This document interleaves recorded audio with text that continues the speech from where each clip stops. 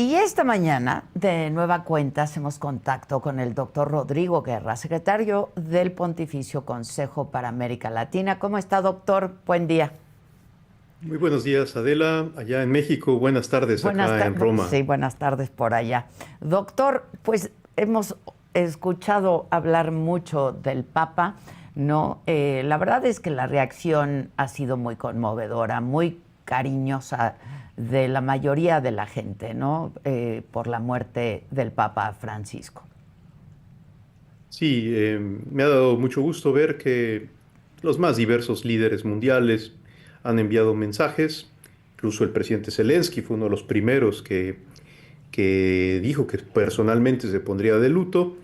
Líderes de diversas religiones y lo más importante, más allá de liderazgos y personas bajo los reflectores, el pueblo fiel, no siempre practicante, no siempre coherente, como siempre todos nosotros llenos de miserias y sin embargo con la intuición en el corazón de que frente al Papa Francisco estábamos frente a un hombre especial, a un hombre realmente elegido por Dios y que fue una gracia tenerlo entre nosotros.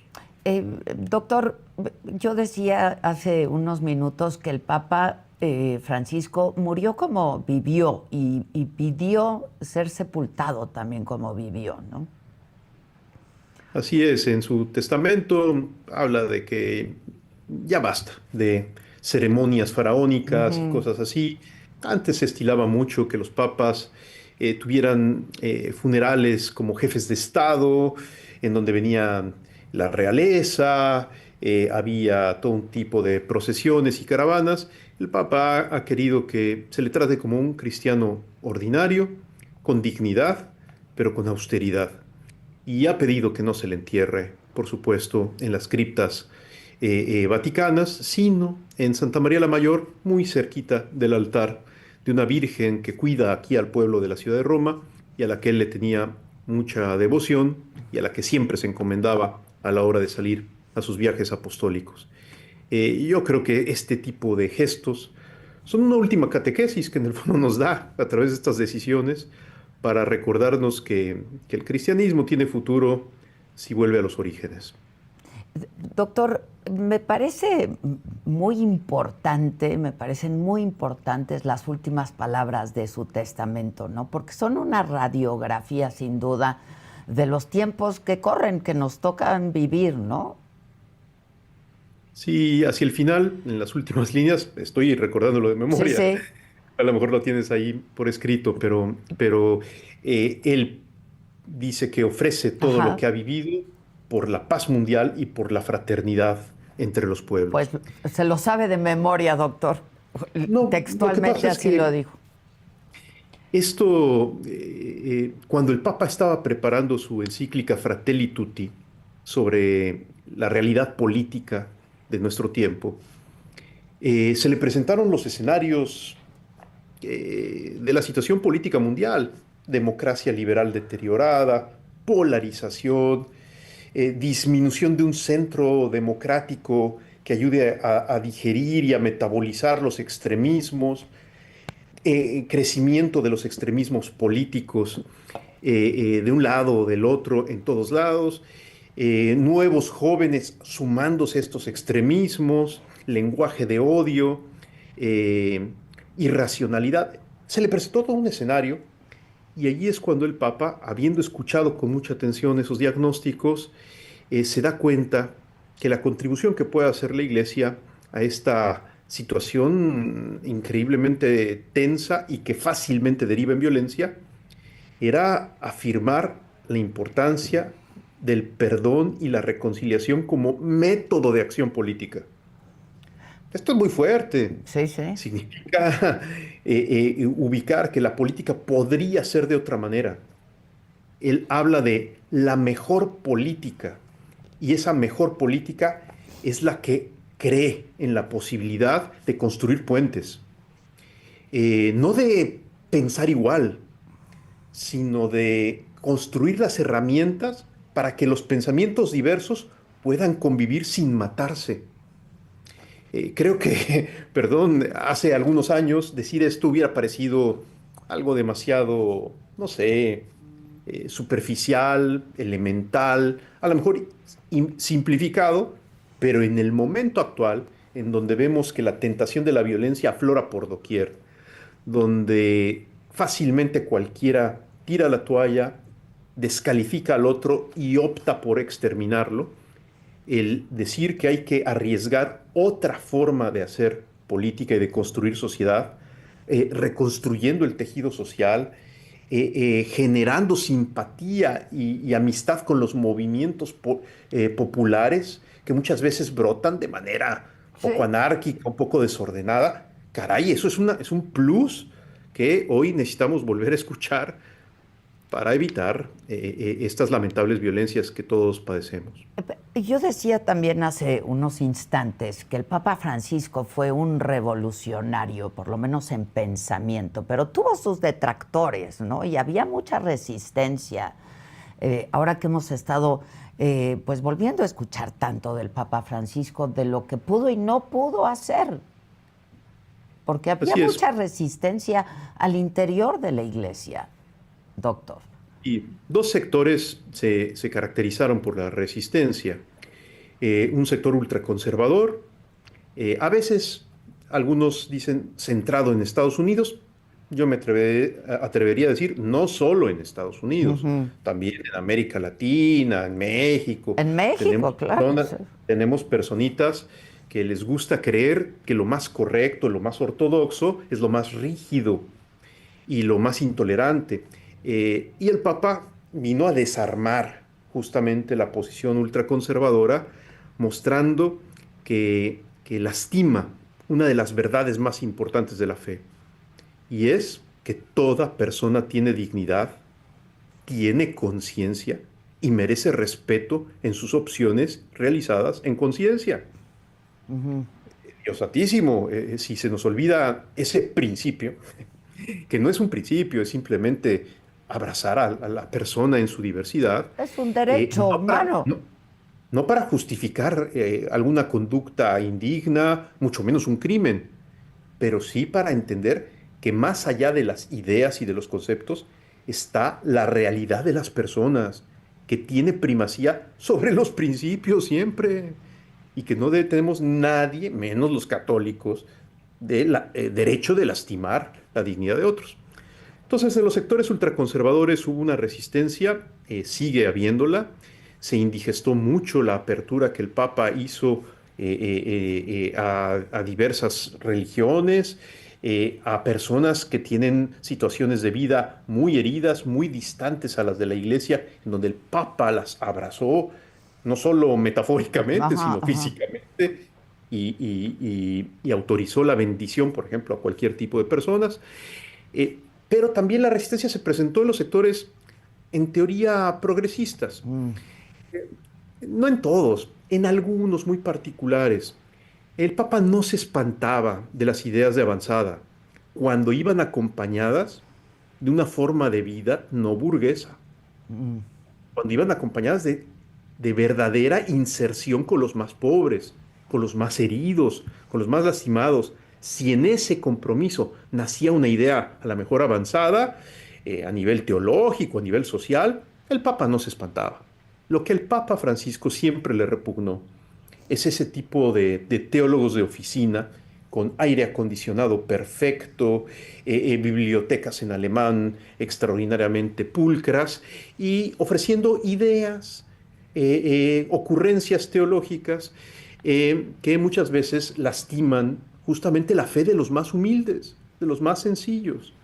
Por Entonces, no es que, ofensivas, quizás, ¿no? Pueden sí, resultar ofensivas, digamos. queriendo hacerse los modernos, algunos, por ejemplo, en Alemania, quisieron romper la comunión eclesial y el Papa dijo, no, ustedes pueden proponer, arriesgar, pero siempre cuidando la unidad con la iglesia toda. No él lo dijo a veces hasta de manera muy simpática, me atrevo a recordarlo, esto es casi literal, lo voy a repetir como él lo decía.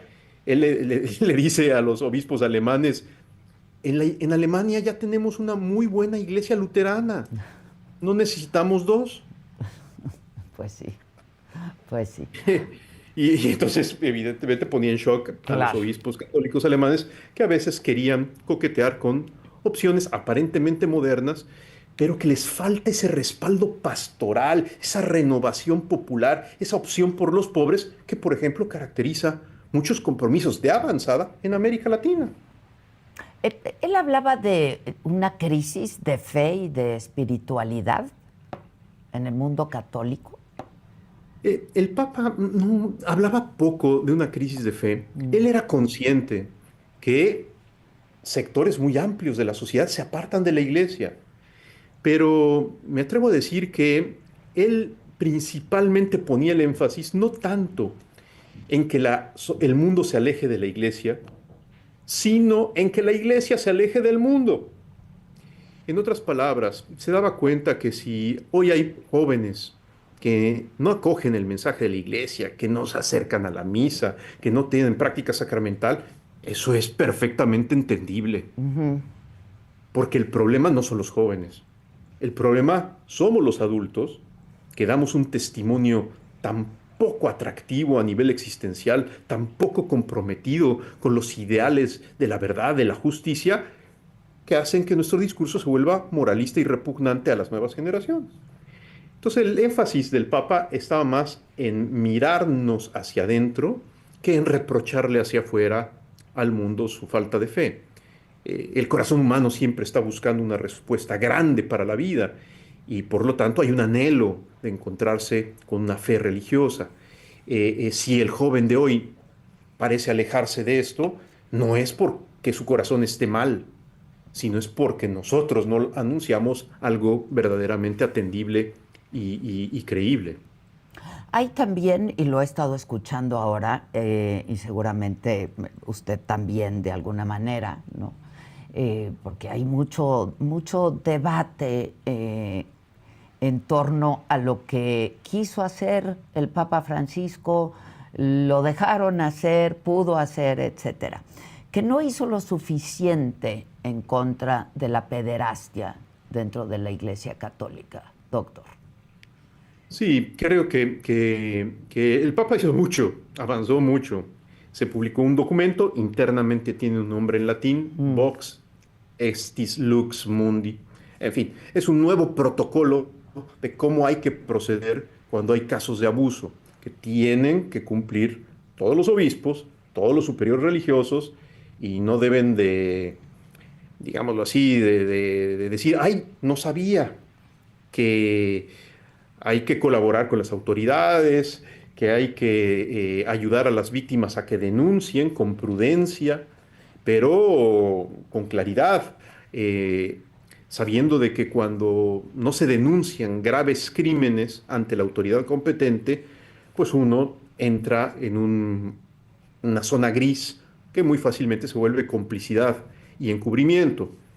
El Papa, pues, puso una serie de normas. Ahora bien, ¿ya se están aplicando perfectamente y en todos lados? No. No. Aún hay muchas conferencias episcopales en el mundo y en la región que a mí me compete, que es América Latina. Hay algunos importantes países que no tienen su consejo, su comité, su equipo para que las denuncias sean atendidas con celeridad, con justicia y con verdad, cuidando la dignidad de la víctima siempre. Hace falta ahí una mayor maduración, una mayor responsabilidad de algunas conferencias episcopales, sí, y eso es un pendiente que habrá que corregir lo antes posible para que haya espacios de confianza y de seguridad para todos los que han vivido o hemos vivido algún tipo de abuso. Eh, no quiero hacerle una pregunta personal, pero habla usted en primera persona, doctor. Sí, en algún momento a mí me tocó alguna situación increíblemente infeliz, si no de tipo sexual, pero sí con gran violencia, por parte de personas que se afirmaban católicas.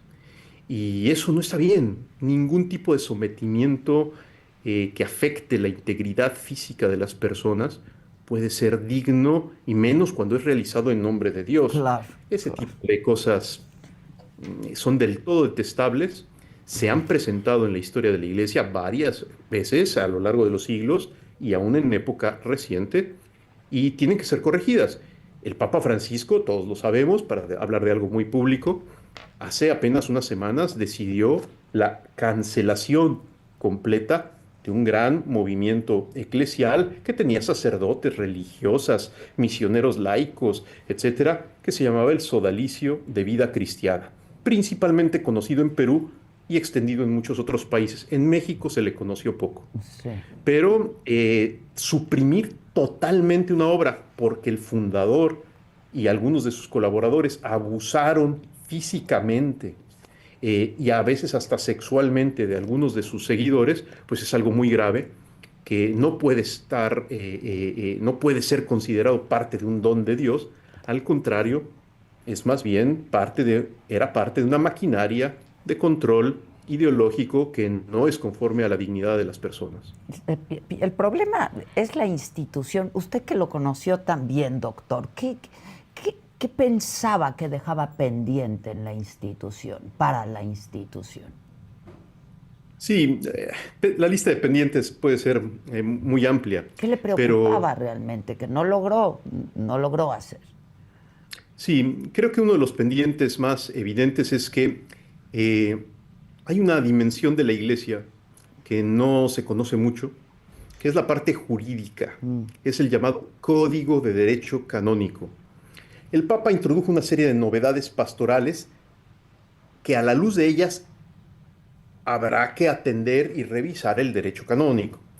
Se han hecho algunas adiciones, se han completado, hay un nuevo capítulo, por ejemplo, en materia de sanciones, muy importante, pero se requiere una revisión integral, como siempre, en todo cuerpo normativo, de tiempo en tiempo, hay que actualizarlo, hay que ponerlo al día de acuerdo a la maduración de la conciencia cristiana,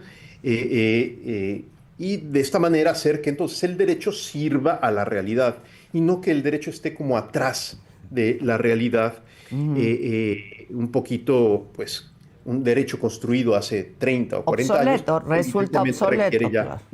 alguna actualización. Así es. El tema del derecho canónico seguramente tendrá que ser reconsiderado en algún momento.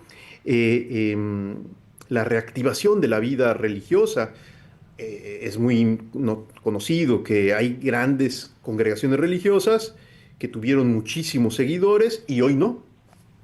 Hoy hay monasterios que están cerrando, comunidades religiosas que antes tenían muchas escuelas y que cierran sus escuelas, sacerdotes misioneros que antes andaban por todos los países del mundo y ahora se están replegando. Ahí hay que hacer toda una serie de renovación y de revisiones porque la vida religiosa que tanto inspiró, por ejemplo, a los mexicanos, ¿no? La presencia de los franciscanos en México, pues es de todos admirada y querida, y sin embargo, en el momento actual se requerirá seguramente una mayor renovación en la vida religiosa para poder ser pertinente a las inquietudes de los jóvenes de hoy, que también deberían de tener entre sus alternativas de vida la posibilidad de ser misionero, de ser monje, de ser monja, bajo un formato existencialmente atractivo, Ya. por supuesto, que ayude a que las inquietudes de hoy respondan, sean atendidas por la propuesta de la Iglesia. Que encuentren respuesta, ¿no? En la Así iglesia. es. Doctor, bueno, pues los funerales del Papa Francisco son el próximo sábado y pues ya los ojos del mundo estarán ahí y también en el cónclave. Que usted está muy optimista y cierto de alguna manera. Hablábamos de las quinielas ayer y sí, efectivamente, pues ya hay encuestas, ¿no? De quien se perfila con mayor aceptación y apoyo dentro de la Iglesia para ser el próximo sumo pontífice. Y usted está optimista de que no habrá marcha atrás, de que no estaría encabezando a la institución un ultraconservador, un conservador. No, la gran mayoría de los cardenales que hoy van a ser electores fueron elegidos por el Papa Francisco. Y Es decir, coinciden en buena medida con él. que el Papa le gustaba la pluralidad, Mm, no escogió un solo tipo de cardenal, pero sí hombres que estuvieran cerca de su pueblo, que no creyeran en el aburguesamiento, que realmente tuvieran una sensibilidad social, una clara conciencia de los derechos humanos y de la dignidad de la persona, y por supuesto, amor al Evangelio, hombres de oración. Eh, eh, entonces, aunque hay una legítima pluralidad en el colegio cardenalicio, hay un tono, hay una atmósfera, no uniforme, pero sí de simpatía hacia la reforma que ha comenzado el Papa Francisco, y seguramente eso permitirá el que haya consensos. Sinceramente, su servidor no cree que vaya a haber regresiones lamentables mm. o cosas extrañas que saltaran de repente como haciendo un gran contraste. Seguramente habrá una continuidad creativa, con una nueva personalidad, Sí, con un como en nuevo todo perfil. hay formas y hay estilos, ¿no? Como hay estilos de gobernar, seguramente también pues vendrá alguien con su propio estilo, ¿no? Así es. Y siempre hay sorpresas. En estas cosas, los mejores analistas normalmente se equivocan. Siempre hay sorpresas, siempre hay sorpresas. ¿Quién se iba a imaginar que el arzobispo de Cracovia, en la Sí, época de la Guerra Fría, Juan Pablo podía II. ser Sí. considerado, aunque fuera remotamente un candidato? Nadie, absolutamente nadie. Es famosa la anécdota de que ya cuando están muy tensas las cosas en el cónclave, después de la muerte de Pablo VI y de Juan Pablo I, se acercan un grupo de cardenales alemanes al arzobispo y cardenal de Varsovia y le dicen: oiga, estamos considerando la posibilidad de que un polaco pueda ser el candidato que ayude a superar estas tensiones y esta dificultad para elegir papa. Y el arzobispo de Varsovia dice: no, yo no soy digno, ya estoy muy anciano, me siento incapaz. Y el cardenal Koenig de Alemania le dice: no estábamos hablando de usted, estábamos hablando de De Wojtyla, del de Boitil. Cracovia, Sí, claro. que el propio cardenal de Varsovia no tenía en el radar como un posible candidato al joven Karol Wojtyla. Sí, sí. Esta anécdota es muy conocida en las biografías oficiales y nos ayuda a ver que realmente puede haber sorpresas. El propio Jorge Mario Bergoglio ya había sido su nombre mencionado en el cónclave que llevó al papado a Benedicto A XVI. Benedicto. Ajá. Pero era el momento en el que era muy difícil pensar que un latinoamericano pudiera ser papa, por amor de Dios. En los análisis no había ninguna posibilidad en los análisis expertos. Y sin embargo, pocos años después muere Benedicto XVI y al momento de escuchar en el cónclave la intervención del arzobispo Bergoglio diciendo cómo podría ser el nuevo papa, cuál es el papa que requiere la iglesia de hoy, él hace unas anotaciones en un papelito, Ujú. las lee como guión para su intervención y luego ese papelito se lo regala al cardenal Ortega de La Habana. Y el cardenal Ortega a mí me lo enseñó personalmente, el papelito. Ajá. Con su letra microscópica, el Papa Francisco ya nota que sea un papa que entienda que la iglesia no da luz, sino que refleja la luz de Cristo. Entonces, por lo tanto, una especie de eclesiocentrismo que no coloque a Dios en el centro no está bien. La iglesia es servidora, no está para ser servida, y una serie de características que hicieron que los cardenales entonces giraran la cabeza y el corazón y vieran en ese humilde obispo que ya estaba a punto de retirarse de Buenos Aires, pues al candidato idóneo que había que escoger. El Papa Francisco, cuando llegó al cónclave, llegó con una pequeña maleta con unos cuantos cambios de ropa porque pensaba regresar a Buenos Claro. Aires y retirarse en Santa Paz. Nunca más volvió a Buenos Aires. Creo que lo que más le dolió, pero corríjame, doctor, al Papa Francisco fue no volver a ver a su hermana, ¿no? Su hermana menor. Así es, a su hermana y algunos de sus amigos cercanos, sacerdotes de las villas Miseria, gente a lo mejor que no es famosa, pero que era muy querida porque el Papa sabía bien que daban su vida por los más pobres de una manera silenciosa, escondida, pero muy cristiana y muy profunda. Ese tipo de personas son las que el Papa extrañaba profundamente y por las que se lamentaba no haber tenido la oportunidad de regresar a Argentina. Doctor, ha sido un gusto ayer y hoy conversar con usted, así es que me voy a tomar el atrevimiento de pedirle que sigamos conversando en los próximos días. Gracias, Adela. Al Gracias a ti contrario, por el interés. al contrario, Y un abrazo sigamos muy rezando fuerte. por el eterno descanso del Papa Francisco. Muchas gracias. Gracias.